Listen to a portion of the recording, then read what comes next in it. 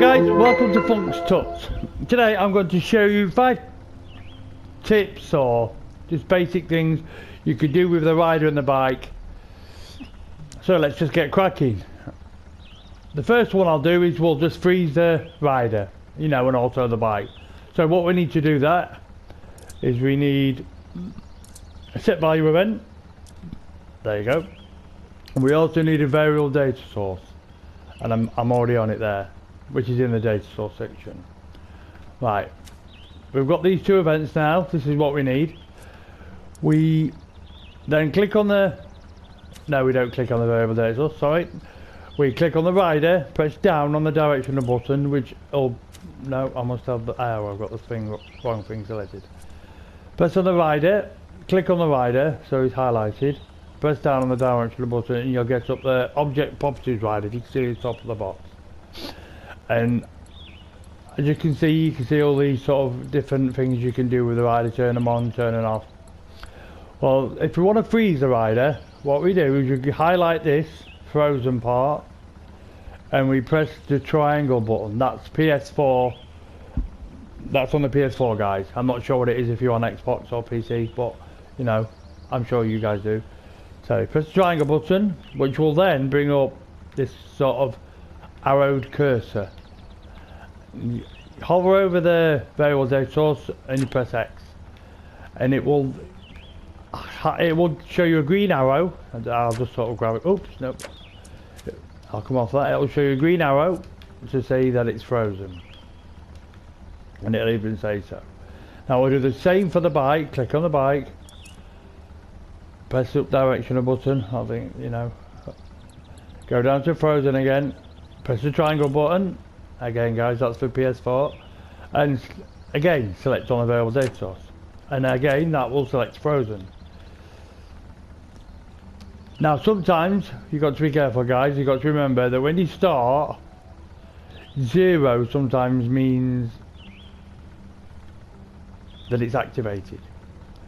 I sometimes forget which one's which. So no, that's not frozen, so that's fine. Right, there, we'll just check if it was frozen. So 0 is fine. I mean, you would have thought that 0 is always fine, but I think on the visible, we'll get to that anyway, so forget about that moment. So right, we've got the green arrows selected on the frozen to the variable data source. That variable data source, you know, tells that bike when to freeze by this. Now what you want to do, you get the set value event, open it up, or as opposed to up or down the directional buttons, go down to leave it on set. That's what I do. I mean, I think you change it, but it doesn't really matter, I don't think, in this case. And you can go turn this value up to 1.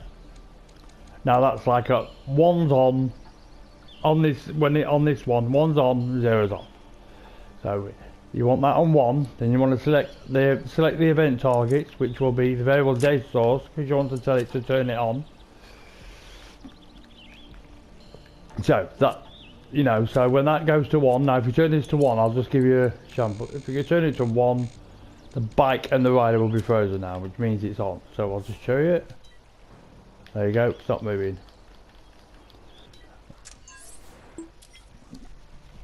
Right, we've got this set up. Now, as usual, with anything, you've got to activate them. They don't just activate themselves. So we'll use a trigger event.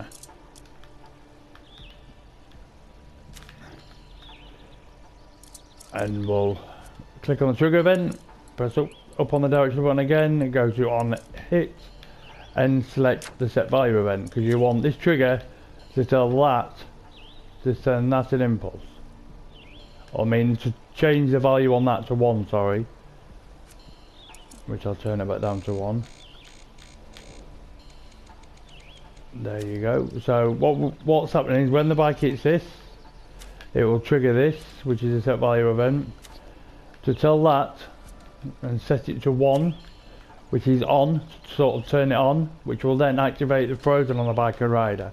Now that should work perfectly, so we'll just go ahead and give it a shot. So when we get, in fact, I'll just turn the icons on so we can see them. even though I don't like that mirror, I mean that camera. I'll turn the icons off and I'll move the camera in a moment. So, right, when the bike gets to the trigger, it'll freeze. There you go. Now it's still moving, but it'll stop. So it's as simple as that. It's not a hard thing to learn. Just have a prep about with it, you know, and you'll soon get a gist of it. And it'll freeze at any point. There you go. And I want to show you working in. Hopefully, no, that will be on that. I didn't want to do that. Maybe we can. Anyway, I'll try that. I think it'll still be the same. No, it probably will be when we put the icons on.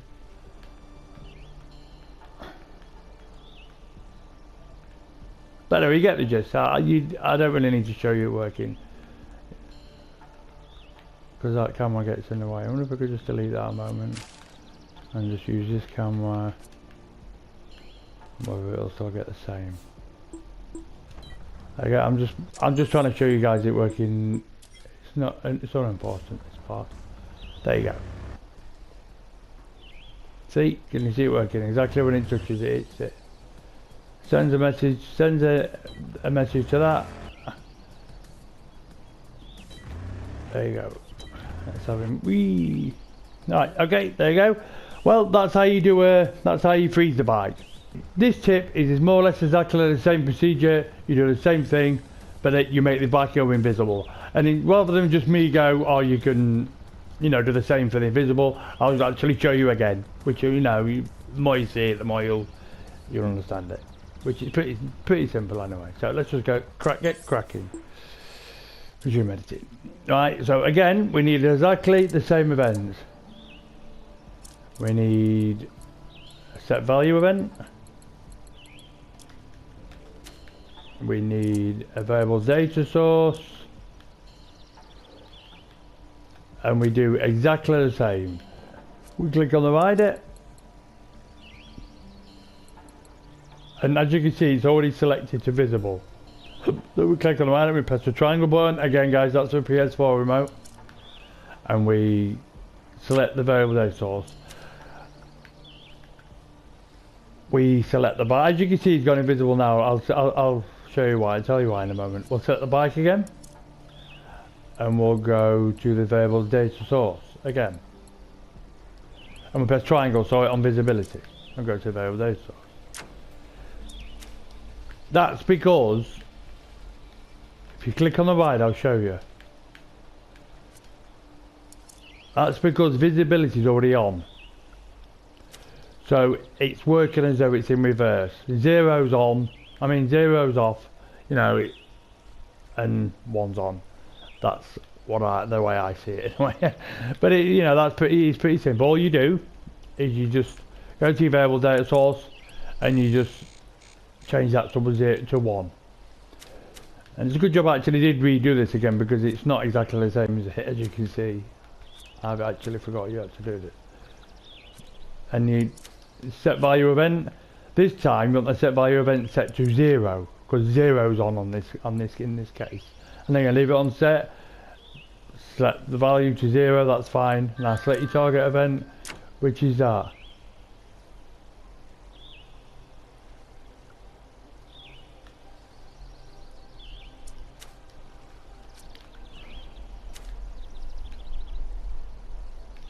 So you said, sorry, I just got a message. I didn't mean to go quiet.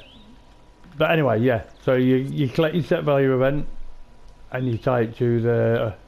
So exactly, it's like I've just done. You tie it, select event, target, and tie it to the variable data source. So we've got again the variable data source there, the set value events there. They're all tied up. You can see it's selected on the visibility icon. And the bike's now visible because I changed this. If you want to part, look, if you want to part of it, you can. You know, this is, I should go to visible now. If you go exactly onto 0, it should do. Yep, there you go. See what I mean? 1 and 0 is visibility. So, well, we want it on visible. So do you want it to start on visible? If you don't want it to start on visible, then you just turn it down to 0 and then put this on 1 to when you want it. So again, like usual, you know, with everything, these events, you've got to trigger it. So we'll get a trigger event, and we'll go to that on hit, set the value event, and that's it again. That's it. It's as simple as that again. And you go forward, and it should make them invisible. Now, obviously, you won't see that. It's because you obviously won't see that. I'll do it without the icons this time, so you don't get to see, and it just disappears. Yep, just like misses when I ask her where my socks are. They've just disappeared. There you go. So that's how you get your bike invisible. Okay, now this is again to do with the rider and the bike, but this time it's moving him from A to B without him travelling anywhere, from just disappearing and reappearing from A to B. And the way you do that is using a research and checkpoint event. Now, you can't use the portals. There is a portal event somewhere in the editor, but I never use it. I tried to use it once, and there's a lot of problems with the physics of it. You know, if you want the physics to travel through it, it sometimes don't work, and it can mess your track up, especially if you've got a lot of other logic. The easiest way I find it, you know, pretty simple, is just use research checkpoint, which will move you from this side of the bridge to that side of the bridge, just like that. Not like that, but just like that. Don't know if anybody knows, but that's an old comedian. Anyway, so let's get back to what I'm supposed to be showing you. So what we'll do is we'll pull up the... No, what we'll do first, we'll put a checkpoint down for you to move to. So let's go to the checkpoint. Here we go, they're straight on it. We don't want it wobbling. Let's put the checkpoint there. It don't really matter where I put the checkpoint, but that's where we will end up, you know, without travelling. And what we'll get out first is the actual event we need, which is a player event. I was actually on it. So player event, open up properties, which is on the PS4 remote. You press up on the control pad, and you just turn it to reset. You select along here on the type, and you select reset checkpoint. You click downwards, and it says checkbox index. That means which checkpoint do you want the bike to go to. So you want him to be on the second checkpoint. So there's 1, and that's 2. There's only 3 checkpoints in this. Look, so you can only go 3 points up. There's a start, there's a middle, and then there's obviously an end, but we can't see it. So we want it on number 2, so that'll do.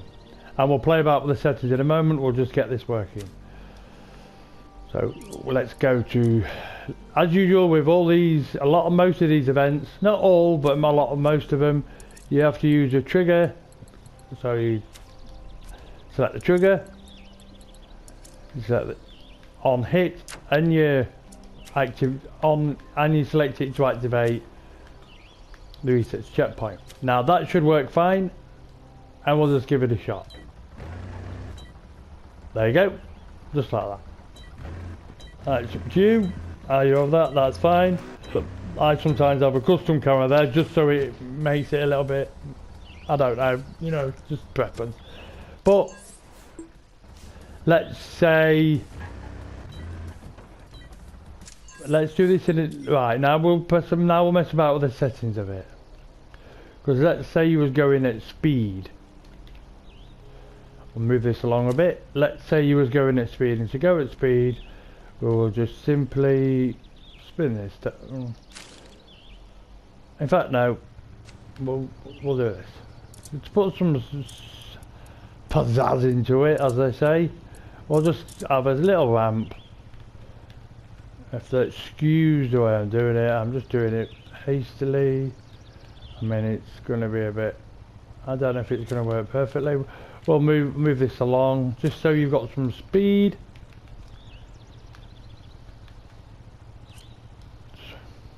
And to show you, we'll just try that and see what happens.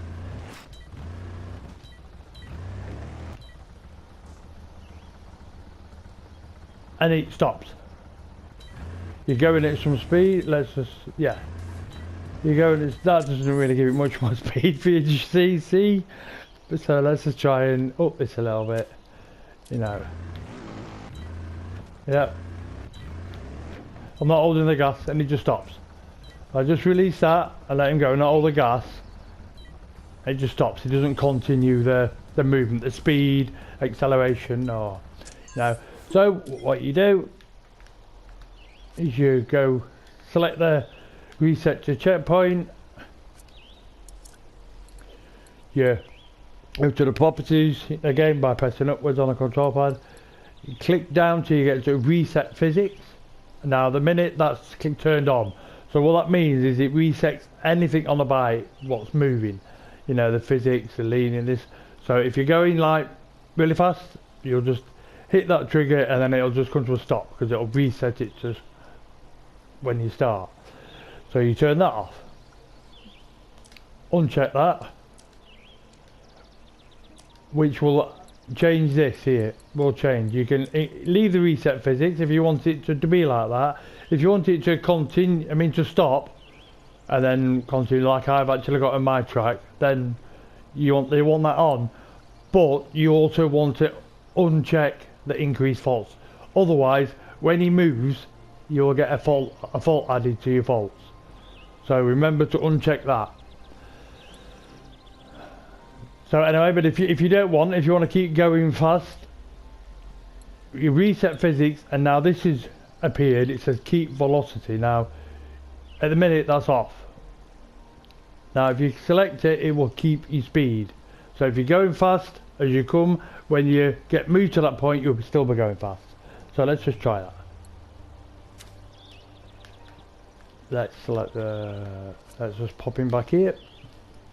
And boom. See what I mean? See what I mean? If you can, I'll just leave the gas. There you go. It's probably not a great place to, but I'll not press hold anything. And the motion, you're still keeping the motion going. I'll try and I'll lift it, move it along a little bit. Move this out of the way.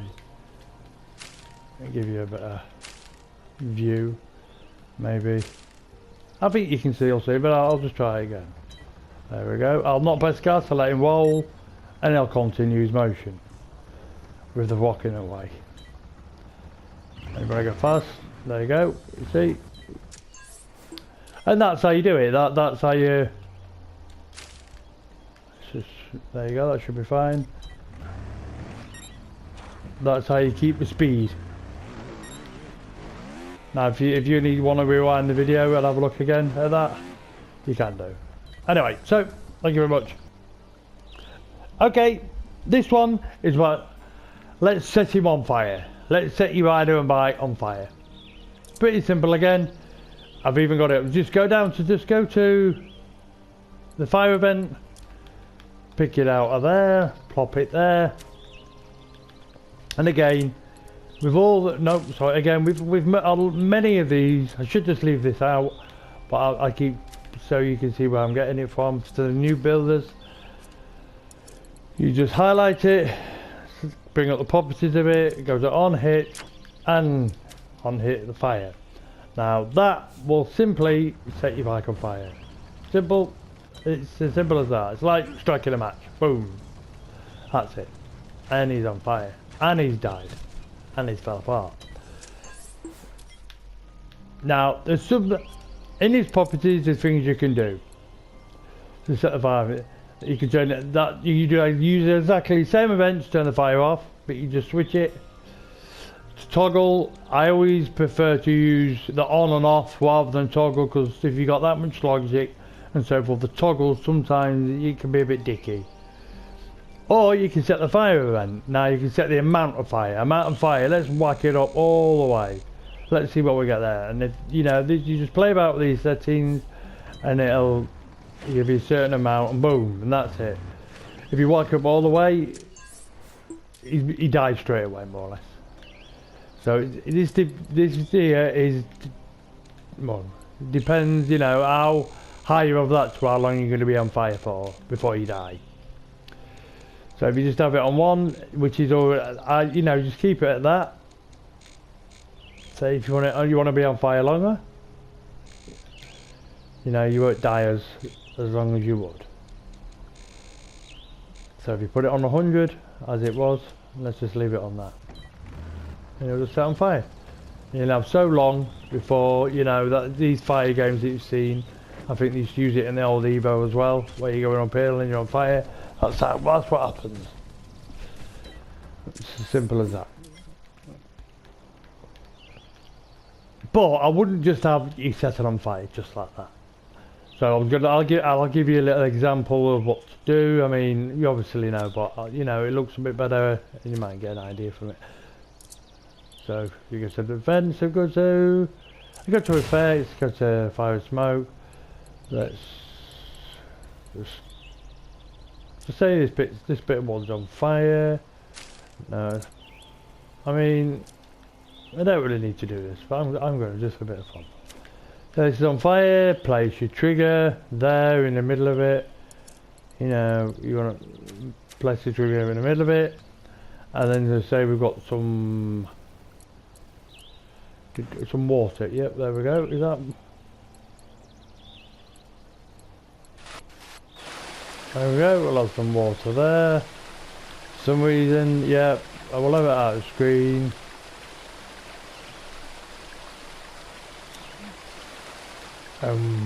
We'll use these again, exactly the same.